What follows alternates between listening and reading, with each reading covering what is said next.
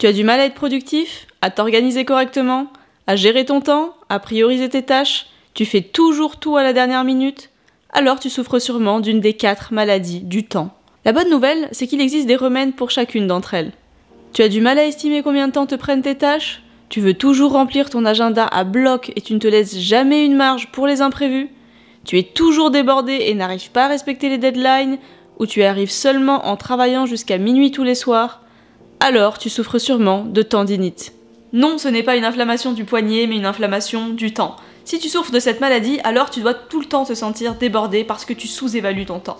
Sûrement parce que sans t'en rendre compte, tu utilises la loi de Parkinson. C'est-à-dire que si tu te dis 1 mois pour réaliser une tâche, alors tu mettras 1 mois pour l'accomplir. Alors que si tu te mets comme deadline 1 semaine, alors tu mettras 1 semaine pour l'accomplir. En résumé, le temps que tu te donnes déterminera combien de temps tu vas mettre pour faire tes tâches. La bonne nouvelle, c'est qu'il y a des remèdes. Apprendre à planifier, apprendre à prioriser, ne pas se laisser distraire, être moins perfectionniste et chronométrer les tâches que tu effectues pour être sûr de bien respecter les temps que tu te donnes. Tu es constamment dérangé par tout le monde, tu es tout le temps interrompu par tes mails, des coups de téléphone ou les interventions de tes proches ou tes collègues. Tu as tendance à te déconcentrer facilement en te laissant tout le temps tenter par les réseaux sociaux et ton téléphone. Alors tu es sûrement atteint de chronophagie. Tu as l'impression d'être tout le temps interrompu. Ça peut venir de personnes extérieures, mais aussi des réseaux sociaux. Et si ton environnement est bruyant, c'est encore pire parce que tu auras encore plus de mal à te concentrer et à ne pas être interrompu. À cause de ça, tu n'arrives pas à avancer, tu es frustré, et à cause de ça, tu as une charge mentale incroyable, tu as l'impression que ton cerveau va exploser. En plus, tu fais beaucoup plus d'erreurs d'inattention, et tu as beaucoup plus de mal à te concentrer, et donc à travailler sur des sujets de fond. Mais heureusement, la bonne nouvelle, c'est qu'il y a des remèdes. Déjà, tu dois t'analyser. Qu'est-ce qui te prend le plus de temps? Ensuite, tu dois réduire les distractions, améliorer ta concentration, travailler ta concentration, couper ton téléphone quand tu travailles, et surtout, apprendre à dire non. Justement, arrives-tu à dire non? Est-ce que tu arrives à dire non à des services que l'on te demande? Est-ce que tu as du mal à discuter de ta charge de travail avec ton supérieur? Est-ce que tu as du mal à demander de l'aide parce que tu as peur de déranger? Si c'est le cas, alors tu es sûrement atteint de l'ouïe. Tu dis trop souvent oui et pas assez non. Pourquoi? Parce que tu ne veux pas décevoir l'autre. Tu as peur de le blesser et de le vexer. 2, parce que tu as peur des conflits. Tu as peur que si tu dis non, ça crée un conflit et pour l'éviter, tu préfères dire oui à tout. Parce que tu as beaucoup d'empathie et tu as de la peine pour la personne en face de toi, donc tu te dis que si tu refuses le service qu'elle te demande, alors tu le mettras dans des problèmes et donc ça te fait de la peine pour lui. Donc tu préfères le faire à sa place et lui dire oui. Ou alors peut-être si cette personne est un supérieur hiérarchique, tu as peur de paraître incompétent si tu n'acceptes pas parce que ça veut dire que tu es débordé par ton travail.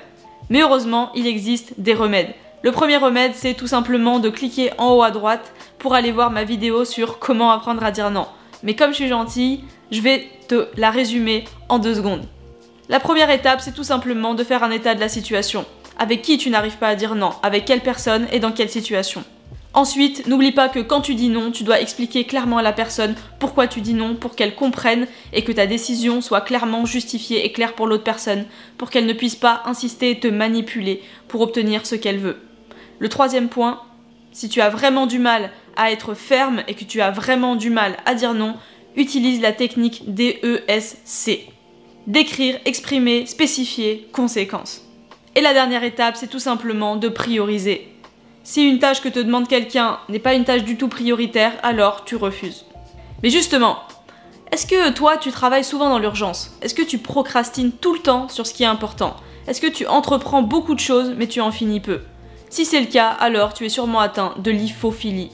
Les symptômes, c'est que tu as toujours du mal à avancer sur tes tâches parce que tu es toujours concentré sur des tâches urgentes. Tu as toujours des imprévus, tu es tout le temps pressé, tu as tout le temps des urgences. Les conséquences, c'est que tu reportes toujours tes tâches importantes au lendemain. Ce qui fait que tu commences beaucoup de tâches, mais tu en finis peu. Et les tâches que tu fais qui sont urgentes ont finalement très peu d'impact sur ta vie. Et les tâches importantes qui ont un impact sur ta vie, tu procrastines tout le temps, tu les remets toujours au lendemain. Par exemple, si tu es en train de travailler sur une tâche importante, tu ne vas pas hésiter à la remettre au lendemain pour effectuer une tâche urgente qui vient d'arriver. Heureusement, comme toujours, il existe des remèdes. Déjà, il faut vraiment que tu arrêtes de croire que tu travailles mieux dans l'urgence. Non, c'est faux. Ensuite, il faut que tu apprennes à différencier les tâches urgentes et importantes. Pour ça, tu peux aller voir ma vidéo sur prioriser ces tâches. Mais comme je suis sympa, je vais te spoiler un peu dans cette vidéo. En fait, les tâches importantes sont des tâches qui nous poussent à réaliser nos objectifs.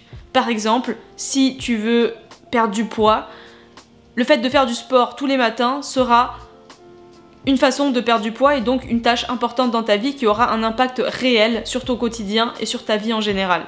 Alors que les tâches urgentes demandent d'agir tout de suite. Ce sont souvent des tâches insignifiantes qui n'ont pas un réel impact sur ta vie.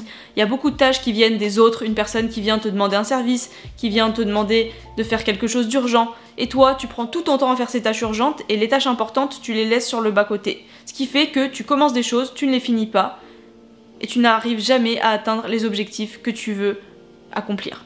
Donc en résumé, vivre tout le temps dans l'urgence et ne pas faire tes tâches importantes te fera perdre énormément de temps et te fera te concentrer sur des choses qui ne sont pas essentielles. Et toi, dis-moi, de quelle maladie tu es atteint ou atteinte? Moi je dirais que c'est la tendinite parce que je charge toujours trop mon agenda et je suis trop perfectionniste, donc ça me fait perdre beaucoup de temps, même si je travaille dessus comme nous tous. En tout cas, si ça peut te rassurer, sache que ces maladies du temps touchent tout le monde à différents degrés. L'important, c'est de travailler dessus pour, comme toujours, pouvoir s'améliorer et améliorer sa vie sur le long terme et pouvoir atteindre ses objectifs. Donc n'oublie pas, si tu veux changer, ne le fais pas demain, fais-le ici et fais-le maintenant.